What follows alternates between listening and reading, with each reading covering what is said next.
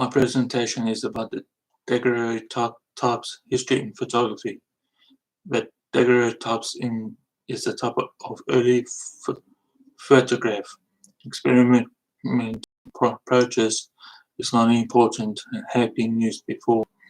Daguerreotypes aren't a bright mirror-like silver metal surface, and depending on the light conditions, and may be either positive or negative, as many other results have done.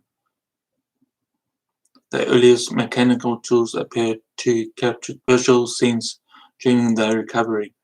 The artists of the period used a dark camera to sketch out their desires. Later, the camera dark can be used in photography. It took him 8 hours to view his pictures.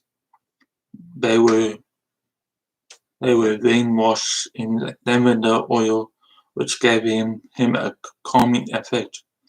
By seeking away the preventing of a further daguerreotype exposures by fixing the image in a writable table salt solution, he also developed his technique. These techniques were created at the time were less costly and difficult.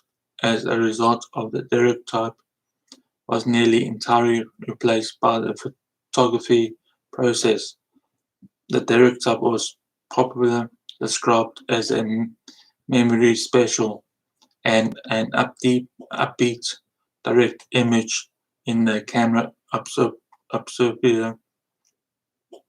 on a sensitive silver-coated plate. The Frenchman, however, had already made an indelible impression of the modern age by that time. On the one hand of the daguerreotype had dealt a clipping blow to the art world by turning the realistic painting into history. The daguerreotype, however, had an element of artists in that they had no longer any responsibility for industry expensive in their world.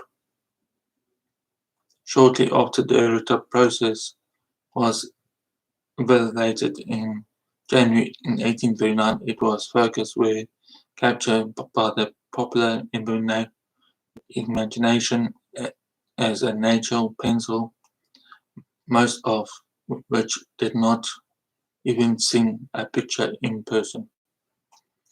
Degas had heralded a new epoch in art history, one marked an adult creative and improvisation. Several portrait studios opened in 1840. Daguerreotypes were costly, so only the wealthy could afford a portrait of them. While portraits were most common subject, the daguerreotypes was used to capture a range of photographies, including structure and documentation subjects, antiques, still lifes, nature, and exciting events. When the daguerreotype was introduced as a faster and less cost photographic process at the end of the 1850s, the daguerreotype lost favor. A few comparative photographers were reviewing the technique.